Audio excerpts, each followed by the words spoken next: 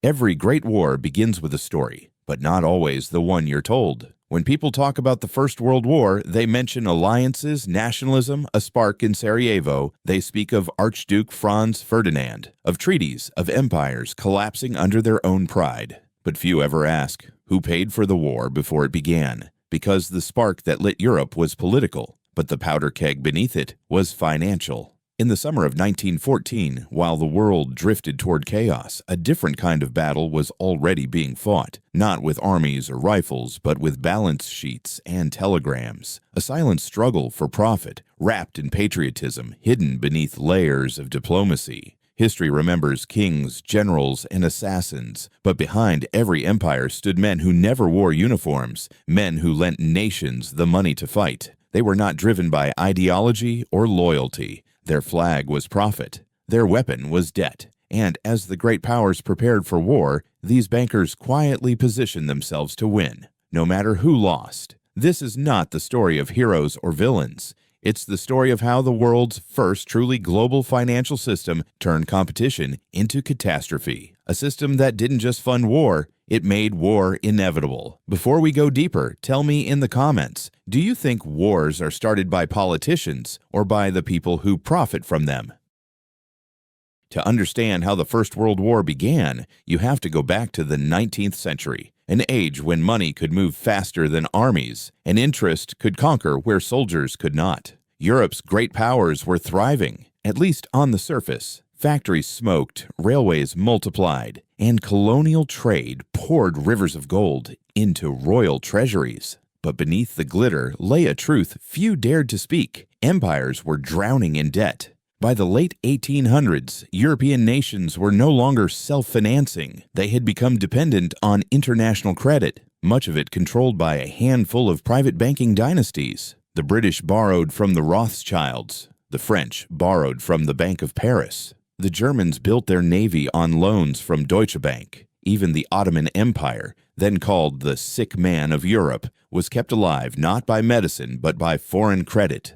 Wars, railways, colonies, all financed through debt. Every nation wanted power. None wanted to pay for it up front, so they borrowed against their futures, their industries, their citizens' taxes, and bankers gladly obliged because lending to kings was far more profitable than lending to merchants. In London, Paris, and Berlin, these men built what historians later called the Invisible Empire. They didn't rule lands, they ruled balance sheets, and in doing so, they found a way to make peace itself profitable, until it wasn't. When a state borrows, it doesn't just take money, it gives away leverage, the kind that can bend foreign policy, steer military spending, even determine who its allies are. By 1910, the financial map of Europe no longer matched its political one. The French and Russians were allied militarily, but their economies were entangled with British and German banks. No matter who declared war, money would move on both sides. It was the perfect setup for disaster, a web of loans so vast that one misstep could bring the entire system crashing down. And everyone, governments, banks, investors, pretended not to notice. Because in good times, debt feels like power. Only in bad times does it reveal itself as a chain. In theory, the gold standard was a symbol of stability, the golden anchor of civilization. Every currency was backed by gold, giving nations a sense of trust and discipline. It was supposed to prevent reckless spending, protect investors, and maintain peace. But in reality, it tied every empire to the same fate. The gold standard turned global finance into a single machine, efficient but fragile. If one country panicked, all others felt the tremor. If one economy collapsed, the shock spread instantly across borders. To sustain their currencies, governments hoarded gold like treasure. But gold doesn't grow, it sits. So when nations wanted to expand, to build navies, railways, or empires, they had to borrow. And who lent them that gold? The same international bankers who controlled its flow. It was a perfect paradox. The system that was meant to ensure stability made instability profitable. If peace continued, profits were steady. If war came, profits multiplied. Either way, the bankers won. By the early 1900s, the financial world was a spiderweb. Golden threads connecting London, Berlin, Paris, and New York. Each node pulsed with the same rhythm. Money in, money out, interest due. when the Austro-Hungarian Archduke was assassinated in Sarajevo. Most people thought it was an isolated act, but behind closed doors, telegrams began to fly, not just between capitals, but between banks. Credit lines were tightened, gold reserves were recalled, nations began hoarding liquidity as if they already knew what was coming. The system that promised stability was now a weapon, and everyone was arming themselves with it. When the guns finally fired in 1914, the bankers didn't panic. They had already prepared. Because for them, war wasn't a tragedy, it was a transaction. By the dawn of the 20th century, Europe was bound together not by peace, but by paperwork. Treaties, alliances, and secret agreements wove a web so dense that no one could move without pulling someone else down. On the surface, it looked like security. The Triple Entente, Britain, France, and Russia, balanced the Triple Alliance of Germany, Austria-Hungary, and Italy. Diplomats called it a system of peace through deterrence. In truth, it was a house of cards propped up by debt, because every alliance came with obligations, and every obligation came with a price tag. Weapons had to be bought, troops trained, railroads built, ships constructed, and none of it was free. Behind every handshake between emperors was a contract with a banker. When the British Navy expanded, it was financed by Rothschild loans. When Russia modernized its railways, the funding came from Paris. When Germany built its dreadnoughts, it relied on private investors and war bonds. Each empire believed it could outspend the others, but all of them were spending the same borrowed money.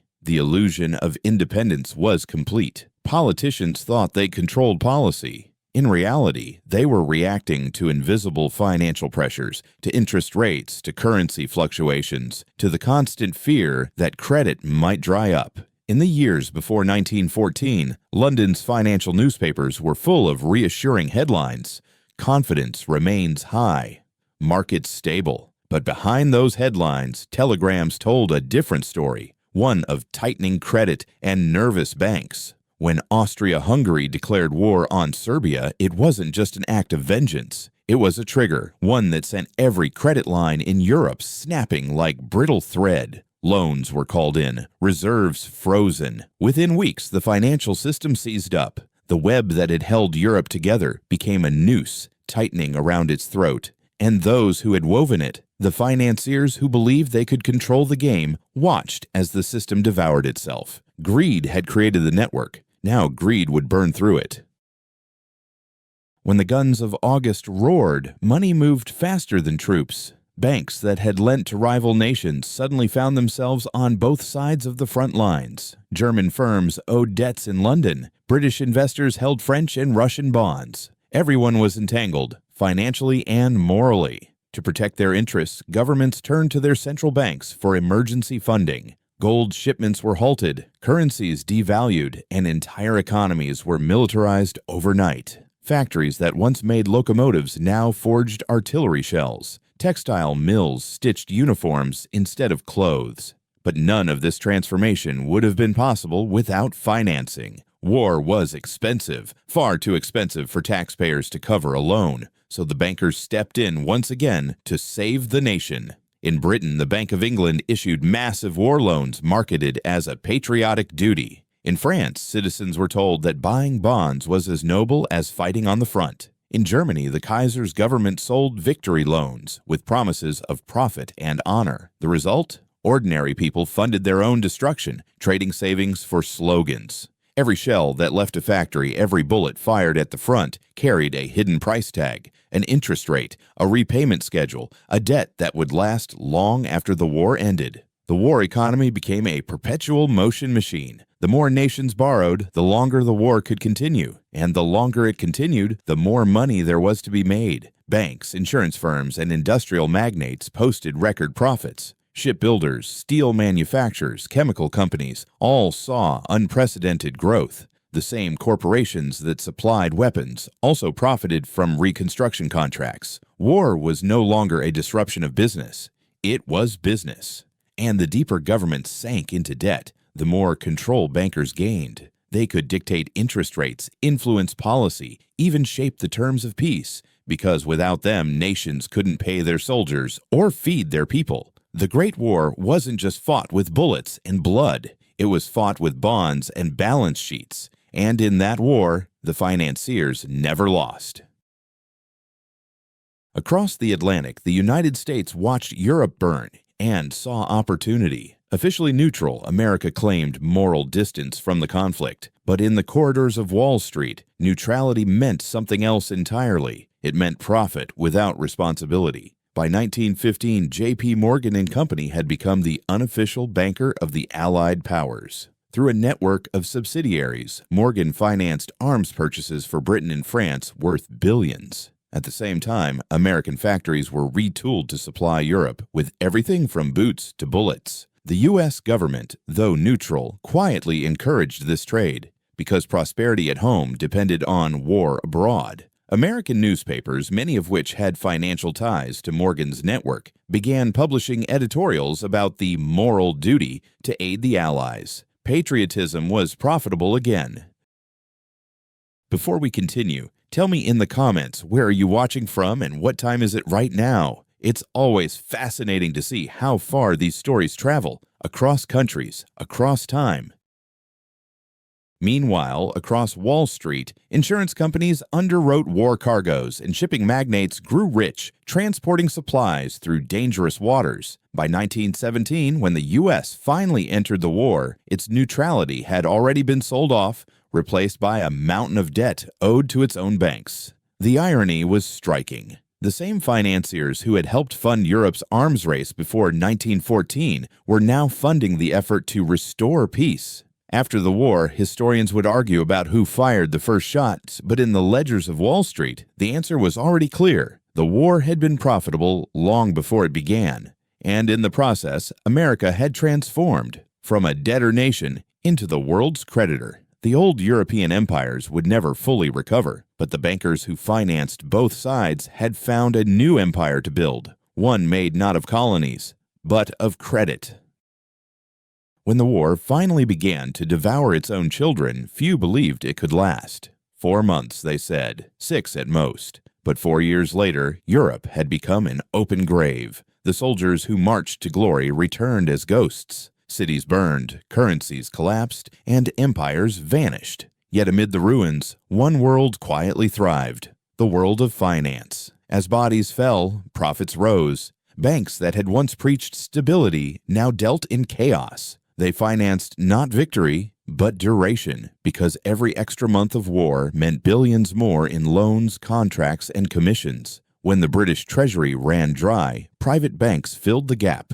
When Germany faced starvation, its central bank printed promises. Each government told its people sacrifice was patriotic, but for those holding the debt, it was profitable. In 1917, a British economist wrote, "The war is fought with credit and sustained by confidence." He was right. The moment the credit stopped, the war would end. But who wanted it to end? The financiers behind the scenes were not ideologues. They were pragmatists. To them, war was simply a different kind of investment, one that paid better than peace. When the armistice was signed in November 1918, markets didn't mourn. They adjusted. New industries, reconstruction, reparations, rebuilding replaced the old ones. Factories that once made shells now made steel beams. Loans for weapons became loans for peace treaties. The faces of power changed, but the mechanism didn't. The same bankers who had financed destruction now financed recovery. They called it reconstruction, but for the millions who had lost everything, it looked more like repackaged exploitation. History called it peace. Balance sheets called it profit. By 1919, Europe was bankrupt. Economically, morally, spiritually. Entire currencies had collapsed. Gold had vanished into vaults in New York. The continent that once ruled the world now owed its future to creditors across the Atlantic. The Treaty of Versailles was supposed to bring justice. Instead, it brought interest rates. Germany was saddled with impossible reparations. Its economy, already strangled, was forced to pay with loans it didn't yet have. The irony was cruel. The same nations that had borrowed to fight the war were now demanding payment from each other. To meet its debts, Germany printed money until it became worthless. In 1923, it took billions of marks to buy a loaf of bread. Children played with banknotes instead of toys. Hyperinflation turned life savings into confetti. And who came to the rescue? the same American bankers who had profited from the war, offering new loans under new plans with new interest rates. It was the greatest financial circle in history. Debt created war, war created more debt, and the solution to that debt was more debt. By the late 1920s, the United States held nearly half of the world's gold reserves. Europe had become a client, and the modern financial empire had been born. But even that empire was built on illusion. In 1929, the same web of speculation and leverage that had fueled the Great War finally snapped. The stock market crashed. The banks that had once financed nations couldn't finance themselves. The Great Depression wasn't a new tragedy. It was the echo of an old one. The ghosts of 1914 were back, not on the battlefield, but in the banks. After the war, historians asked, how did this happen? They blamed nationalism, pride, arrogance, anything but economics, because to admit that money had started the war was to admit that civilization itself had been sold. Politicians rewrote speeches, textbooks rewrote causes, and the bankers returned to quiet respectability. The world moved on, at least on paper, but every generation that forgets history pays for it again, with interest. In the decades that followed, the same pattern repeated. Debt-fueled expansion, financial speculation, crises that no one saw coming, but everyone profited from while they lasted. The Second World War, the Cold War, the oil shocks, the housing bubbles, each a variation of the same melody, and each time the chorus returned. This time is different, but it never is.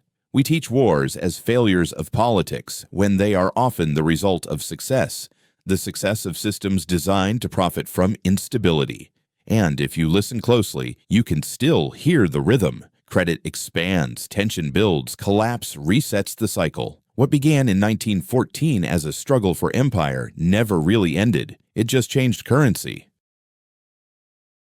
A century has passed, but the ghost of 1914 still walks among us, not in the trenches or the monuments, but in the markets, the headlines, the balance sheets. Every time nations borrow beyond reason, every time crises are solved with more debt, every time profit outweighs humanity, that ghost stirs again. The men who once financed empires are gone, but their system remains, refined, digitized, globalized. The gold is gone, replaced by code. The telegrams have become algorithms. The language of power has changed, but the logic of profit has not. We like to think we're wiser now, that technology has freed us from old mistakes, but perhaps all it's done is make the old system faster. Today, nations trade not in arms, but in influence. Wars are fought with sanctions, data, and markets. And yet the question remains the same.